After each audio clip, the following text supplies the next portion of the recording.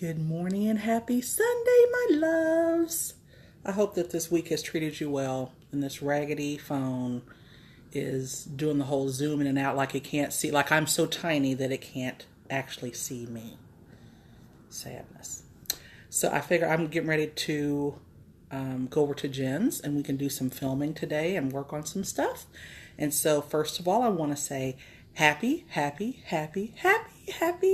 birthday to my friend Jennifer. It is her birthday today, and I'm so excited because we get to actually be together on her actual birthday.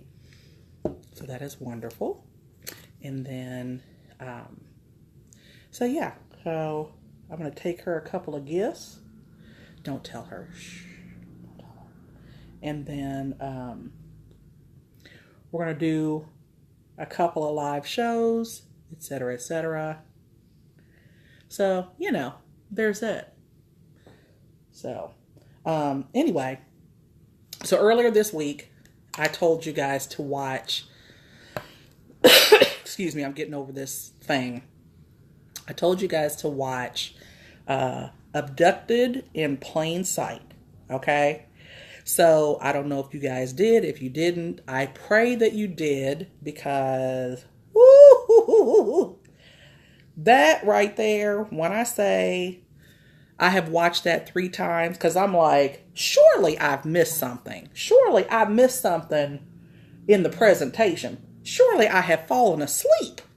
Surely I have fallen asleep. This could not be somebody's actual real life story. So for those that have not seen Abducted in Plain Sight, that's playing on Netflix right now, let me clue you in. So here's what the gist of it is. There is this family in Utah that, and I'm going to give you the long, short version of it because it's so convoluted that it would take me all day long to explain what exactly is going on in this and it's a documentary. It's a documentary. Hey, Chickie. Wait a minute. Oh, because I went live, Jen. That's why. Because I'm trying to get ready to come out there. Come out there. Okay. So, but I was talking about Abducted in Plain Sight. So it's about this family. They live in Utah, right? And they have 3 girls. And their next door neighbors are Gail and B. That's how he's referred to in this movie. And they have 5 children who, interestingly, let me just say this while I'm thinking about it. They never talk about the other children. Like they talk about the wife, but they never talk about these other 5 children. So, but evidently, they were all acting as one big happy family.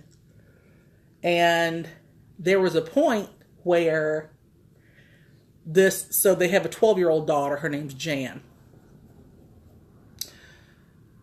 B becomes obsessed. The next door neighbor becomes obsessed with this child. So, and he is determined he's going to have this kid. So it ends up that first of all, he talks to the parents because they're Mormons. And I don't know how this works in the Mormon faith because I don't know nothing. I don't know enough about it that I want to speak to it. But he's told these people that he's seeing a psychiatrist, and the psychiatrist, is part of his therapy, has told him that he has to sleep with children in order for him to overcome this obsession that he has with their daughter. He has to sleep with her, like lay down next to her in a non-sexual manner. And these people agreed to it.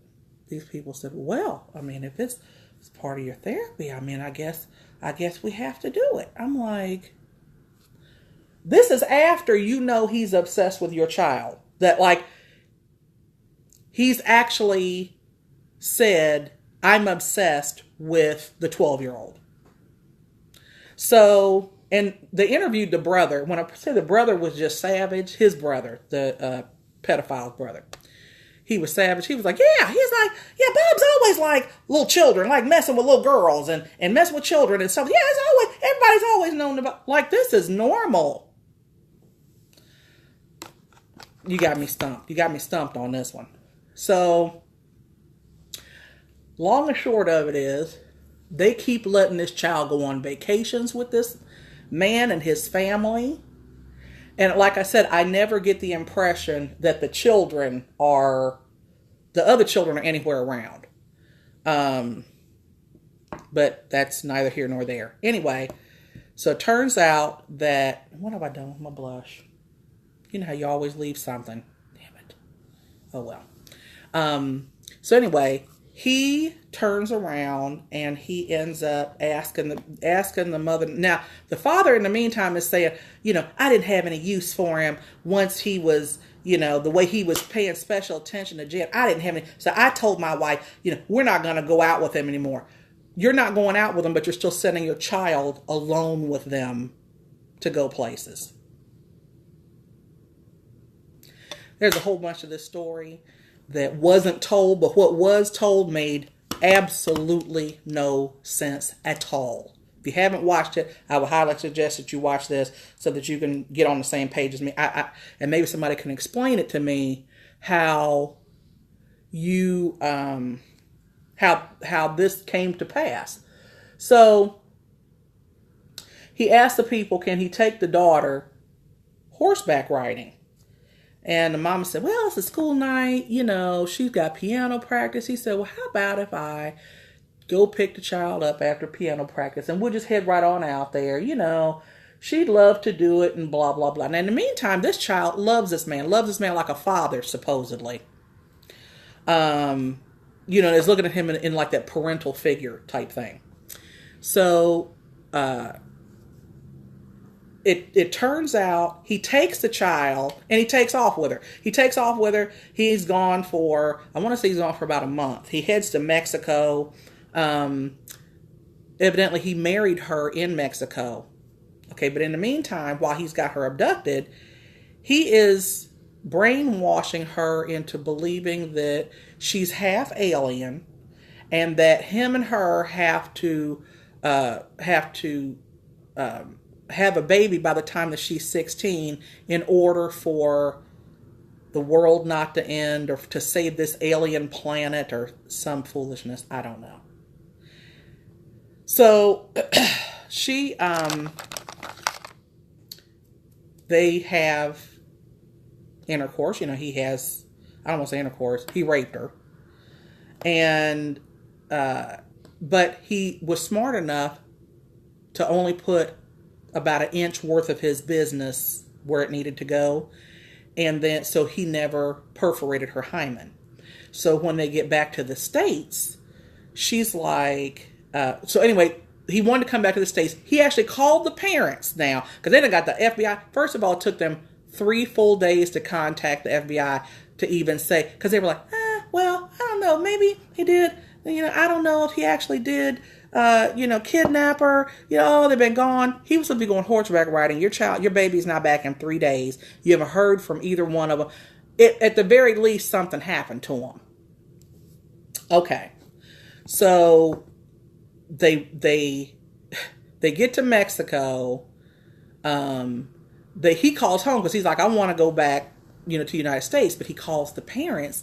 He's like, I need for you guys to drop all the charges because, wait for it, while he was still in the United States and still diddling the little girl, he went and picked her father up for lunch one day. Now they say, just this one time.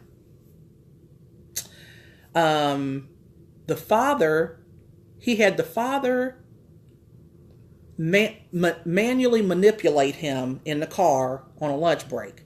So they have a homosexual experience, her father and him. And then he's also trying to get to the wife. He's actually having a halfway. She says, oh, I stayed too long and, he touched my breast and he, but there was nothing, I just stayed too long. Nothing, no intercourse happened. Okay. They were on a church getaway, by the way, when all this was going on.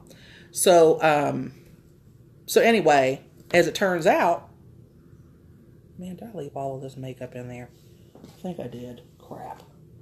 So, turns out that he decided that he wanted to come back to the U.S., so he contacted the family, and he said, hey, either you drop the charges on me, because now, like I said, the FBI is involved. FBI is pissed. Because, dealing with this family. Because he said, if you don't drop the charges, I'm going to expose you all. I'm going to expose that I have had a homosexual relationship with the father. And I'm going to expose that I've had, an inappropriate relationship with the mother. And I'm going to tell everybody that basically he was bartering for the little girl. So, okay. So, and here we are. And here we are, people. So, the mom, she's like, oh, no, I can't have that for Bob. Bob is the daddy, by the way. Oh, no, we couldn't possibly have that for Bob. No, so they go and they will get this paperwork written up. What am I doing here? They get all this paperwork written up. And the FBI said, we don't give a hot damn what paperwork you have written up releasing him from liability. I mean, they went as far as to get this paperwork saying that, that it was just a miscommunication, that he took their daughter, and that they thought, one parent thought that the other parent had the child, whatever. This child was gone for 3 weeks. Okay. When had all this done, FBI said, you have wasted, you don't have any clue how much time of ours you have wasted. No, we're going to press charges. So the brother finally gets involved. He's sitting there, he's like, I decided to go on ahead and get, because the other guy's name was Bob too. I decided to go on ahead and get him back in the United States. And so I told him it was fine. I arranged with the FBI and blah, blah, blah. And turns out that he brought the guy back to the U.S. The brother, his own brother, brought him back to the U.S. And that's how they arrested him. But when they arrested him, the parents had to go down to the Mexican border to go get the child and all this other stuff. And she's livid now because she's convinced that she has to repopulate, that she has to have this baby and they have this mission and all this other foolishness. So she, to get the child back, now the child's like, I love him. I'm in love with him. And we're going to have a baby because, they've been doing whatever. And they, like I said, he's got her brainwashed, convinced. I don't know. I don't know. But the parents, I'll be honest with you, everybody seemed like when they talked about this man, like they were in love with him.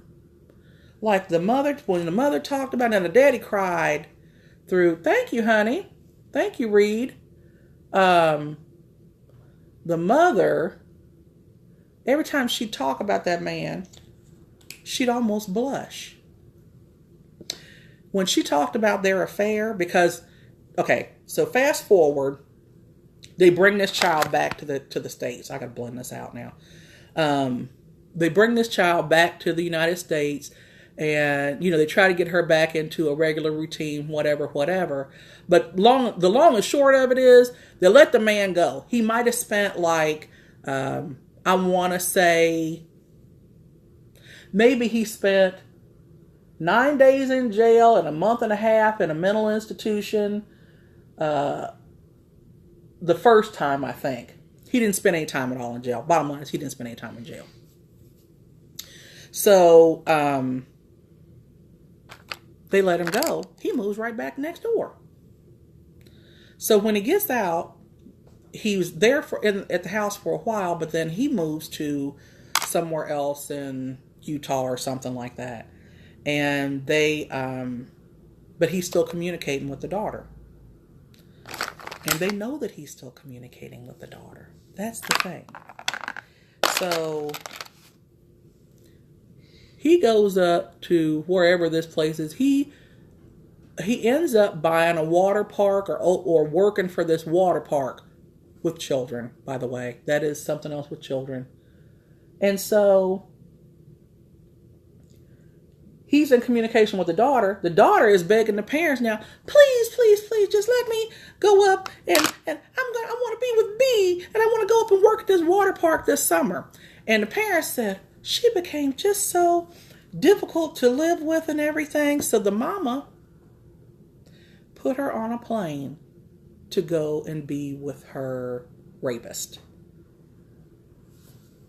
To go get hand delivered her to the rapist. Okay.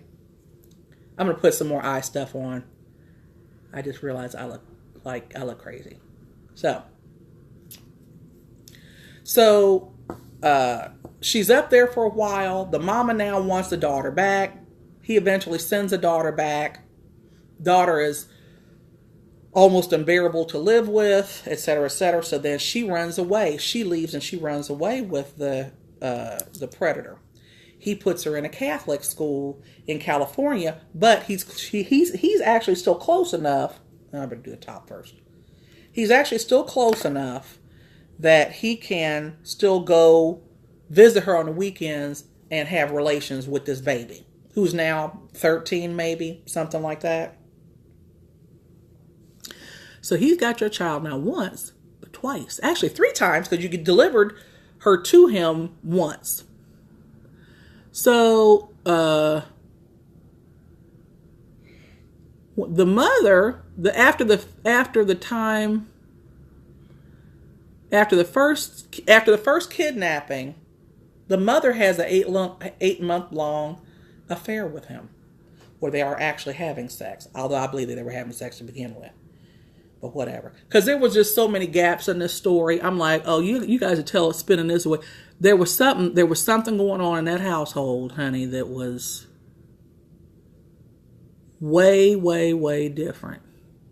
You have to see this to understand how I'm just like, these people, you get so angry with them because you're like, at what point do you protect your children? At what point is your child a priority? You know, because I'm going to tell you something. They didn't get this child counseling. And, okay, it's back in the 70s. Okay.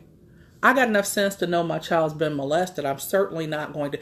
When I say every time that man, and when he would call after the second time she disappeared, he would call the house and the mother, hi, B, hi. That doesn't sound like a mother that's had a child that has been unwillingly, kidnapped to me. That sounds like a mother that has sacrificed her daughter for her own personal needs or gain or what, I don't know. And you mean to tell me that the daddy, after one time of the man coming to pick him up at lunch, him going for a car ride with him, that's all it took for him to convince you that manual manipulation was a good idea? Come on, people. So I'm just kind of like, I'm not going to lie to you. This has shaken my faith in humanity. Because I'm starting to feel like there are more people out here than not that are not parenting. You know what I mean? Like not, because clearly that's not even dropping the ball. That's, you didn't even have the ball to begin with. You've been playing, you just been kicking it air. There is no way in hell, you know, on my watch, on anybody's watch, protect your babies. You know, that's like my biggest fear for my grandchildren. You know, thank God that my kids made it through all right.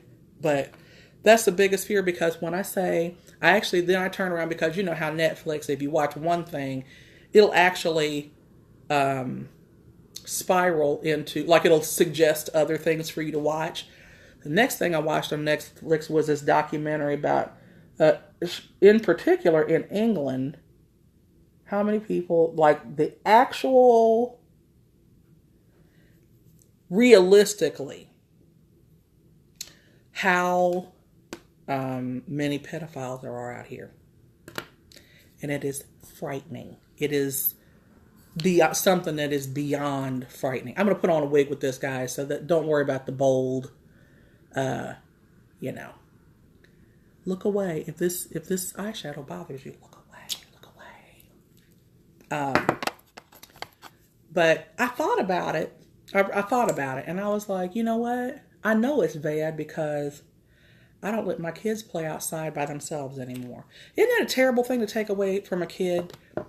To take away from a child's childhood is the ability to go outside and play.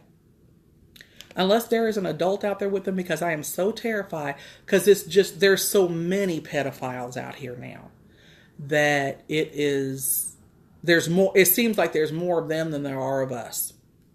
And that's the truth. And I'm just not willing to take that. I'm just not willing to take that chance. I'm not, you know. But I thought about how that's influenced just how I grandparent or parent or whatever. It's frightening.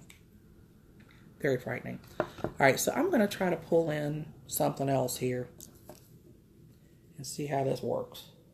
You all pray for me. It's not quite the... Yeah. I'm going to lighten it. Don't worry. I'm going to bring it back down again. You know how I do. Want a little sunset action in there. That's all. Man, that is really pigmented. That's that CoverGirl palette. I like it. One of my faves. One of my faves.